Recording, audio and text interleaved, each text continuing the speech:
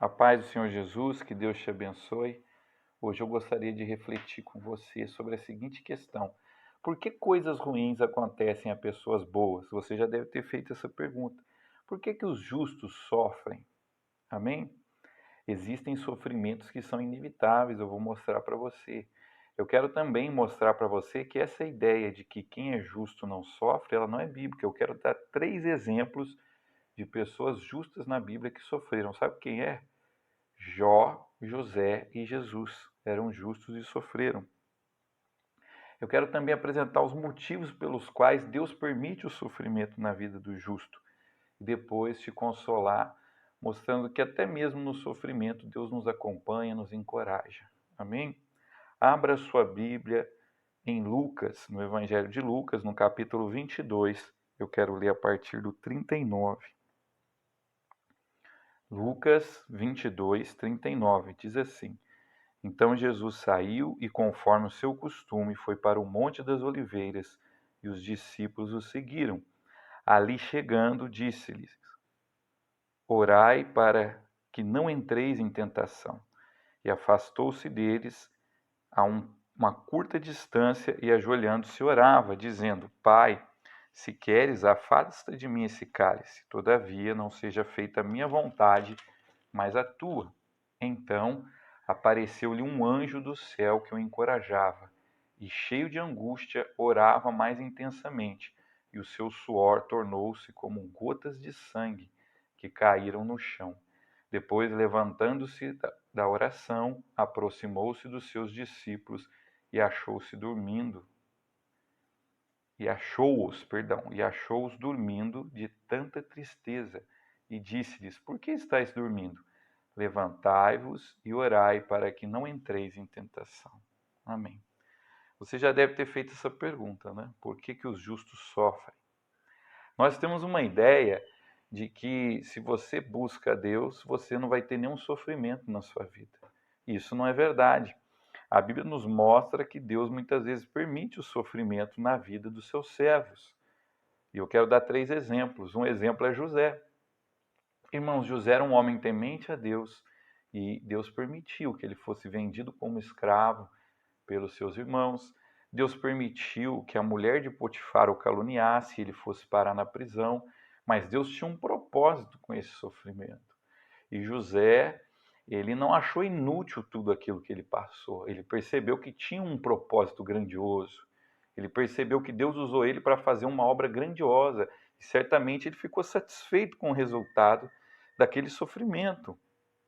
Tanto é que no final da sua vida, quando os seus irmãos foram até ele, achando que ele não tinha perdoado, achando que ele tinha planos de se vingar, e falaram para ele: Olha, o pai mandou você perdoar a gente, porque o pai deles já estava morrendo, Jacó já estava morrendo. E aí ele falou assim para os seus irmãos: Vocês pensam que eu estou no lugar de Deus? Vocês fizeram mal contra mim e Deus transformou em bem. Vede quantas pessoas foram salvas, né, com a ida dele para o Egito. Então, ele percebeu, não foi à toa que eu sofri. Eu sofri por um propósito. Deus fez algo através do meu sofrimento. Irmão, um dia você vai ver por que você passou por cada sofrimento, cada lágrima que você derramou, você vai ver o propósito dessas lágrimas. Então, José é um exemplo de um homem justo e que Deus permitiu o seu sofrimento. Irmãos, nós vemos o caso de Jó. Os amigos de Jó acreditavam que tudo que estava acontecendo com Jó é porque ele tinha pecado, porque Jó era ímpio, ele tinha algum pecado oculto, e seus amigos vão sempre falando isso para ele repetitivamente. E Jó, embora ele reconhecesse que era pecador, ele falava: Não, mas eu não tenho nenhum pecado, eu busco a Deus. Em um momento do livro dele, ele chega a dizer que: será que é por um pecado da minha mocidade? Então, nós sabemos que Jó tinha pecado, mas aquilo que acontecia na vida dele não era motivado por um pecado. Aquilo que aconteceu na vida de Jó foi uma prova da sua fé. Não foi revelado a Jó, mas nós sabemos o que aconteceu. Satanás acusou Jó de ter uma fé interesseira. Quando Deus falou, viste o meu servo Jó, como ele teme a minha palavra, e o diabo falou, não, mas o Senhor o cercou de bens, o Senhor deu filhos, o Senhor deu saúde, então ele te serve por interesse. Tira isso dele e ele não vai te servir. Imagine que seu filho lave seu carro e você empresta o carro para ele. Aí um dia você fala para o vizinho, tá vendo como é que meu filho é amoroso? Todo dia ele lava meu carro. Aí seu vizinho fala para você, ele lava porque tem com interesse de sair com o seu carro à noite. Não deixa ele sair para ver se ele lava. Então foi essa a questão da vida de Jó. Não foi porque Jó tinha algum pecado. Nós temos essa ideia, né, irmãos? Nós temos essa ideia que se alguém está passando um sofrimento, é castigo de Deus, ele está em pecado. Não, não é isso. Muitas vezes não é isso. Pode ser isso, né? Também é isso. Mas nem sempre é isso. No caso de Jó não era, tanto é que Deus repreendeu. E Jó, no final do livro, ele diz: antes eu te conhecia de ouvir falar, agora os meus olhos te veem. Então Jó passou por uma experiência, uma prova da sua fé. Ele se tornou exemplo para nós. No Novo Testamento, a Bíblia louva a paciência de Jó, fala que nós temos que ver a paciência de Jó e o fim que Deus lhe deu. Amém? Então Deus também permitiu que o justo Jó sofresse. É Deus que dá testemunho da integridade de Jó no começo do livro, né? É Deus que fala. Irmãos, e por último, o grande exemplo. José sofreu, tinha pecado, porque todos são pecadores. Jó sofreu, tinha pecado. Mas Jesus não cometeu nenhum pecado. A Bíblia fala que em tudo ele foi tentado, em nada ele pecou. E veja o grande sofrimento que Jesus passou. Aqui a Bíblia nos fala que Jesus, sabendo que ele ia sofrer, sabendo que ele ia morrer, morte de cruz, uma morte terrível, né? Muitos dos condenados à morte sofriam chicotadas e morriam às vezes com as chicotadas. Tinha um chicote que ele era pontiagudo, ele rasgava as costas da pessoa a ponto de aparecer os ossos. E Pilatos mandou chicotear Jesus para ver se eles desistiam de crucificar Jesus, né?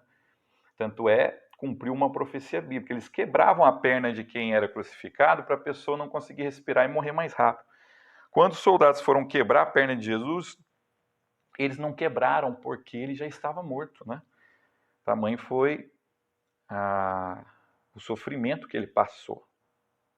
E aí eles não quebraram e tinha uma profecia no Antigo Testamento que nenhum dos seus ossos seriam quebrados, né? Era costume quebrar, mas não quebraram nenhum dos ossos do nosso Senhor Jesus Cristo. Irmãos, Jesus ele teve aqui uma doença que chama-se de psicossomática.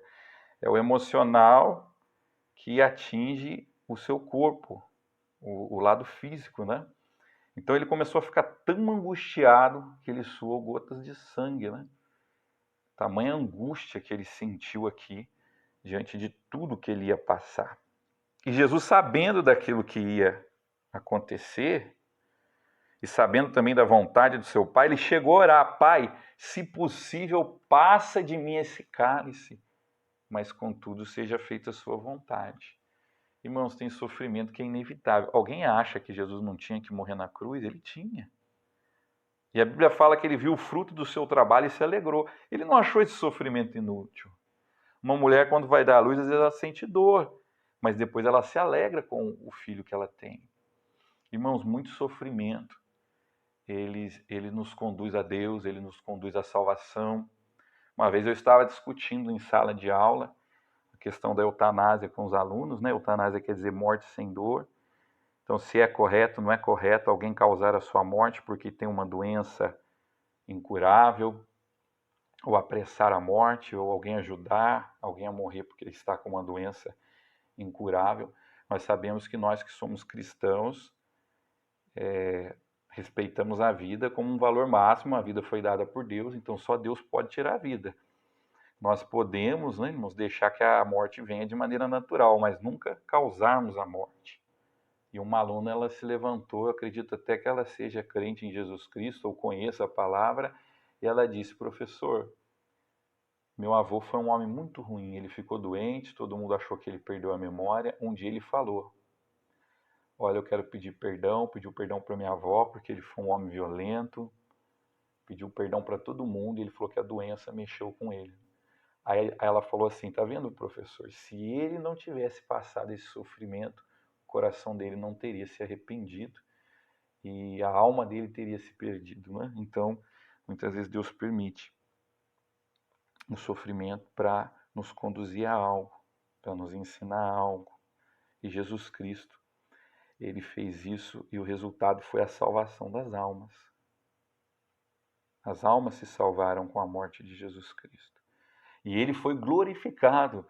Olha, irmão, Jesus foi ressuscitado, ele subiu aos céus, ele falou: todo o poder me é dado em cima nos céus e embaixo na terra, mas ele não receberia essa glória sem que antes ele passasse pela cruz, pelo Calvário, pela crucificação. Aliás, em um momento ele sentiu-se até abandonado por Deus. Na cruz ele disse: Deus meu, por que me desamparastes? Então, muitas vezes nós também.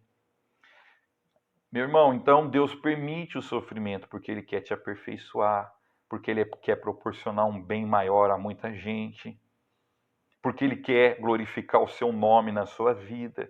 Por isso que Deus permite o sofrimento, porque Deus tem planos grandiosos conosco.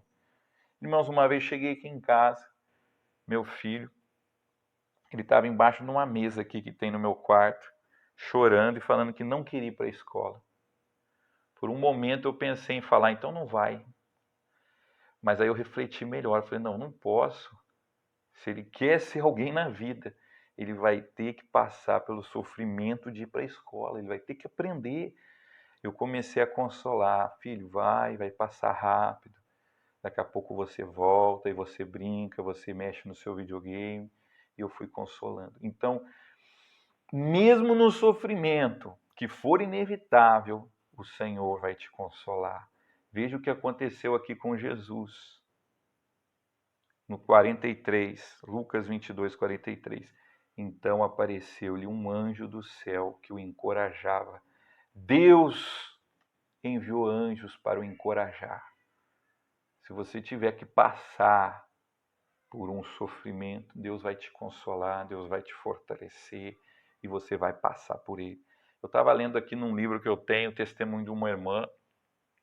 A gente quer que o anjo livre a gente do sofrimento, né? E ela falava que o filho dela foi na casa dela e ela foi no supermercado, pediu para o filho dela levar e eles encontraram com um homem que estava tentando assaltar um carro de sorvete, eles foram ajudar, o bandido pegou o carro, atropelou ela. Irmãos, ela se machucou muito e ela ficou com muito medo de morrer. Ela falou, Senhor, envia o seu anjo para me livrar da morte. E ela falou que ela viu um anjo. E o anjo não fez nada, não falou nada, mas transmitiu paz e tranquilidade a ela. E ela não morreu naquele acidente, né? Ela teve a sua vida preservada, ela falou que ela perdeu a perna, mas ela agradece a Deus porque aquele anjo, embora não livrou ela de ser atropelada, ele deu paz e tranquilidade para ela passar aquele momento. Então não tenha medo daquilo que você vai ter que passar. Saiba que um dia você vai se regozijar e vai ver o resultado do sofrimento que Deus permitiu na sua vida. Que Deus abençoe a sua vida.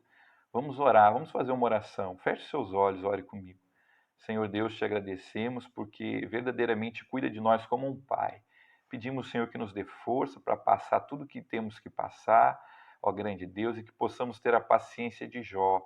Que possamos, Pai amado, também, Pai, enxergar as coisas como José. Mostra-nos, Pai amado, muitas vezes o resultado daquilo que vamos passar, para que o nosso coração se fortaleça. É o que eu te peço, Pai, em nome de Jesus. Amém.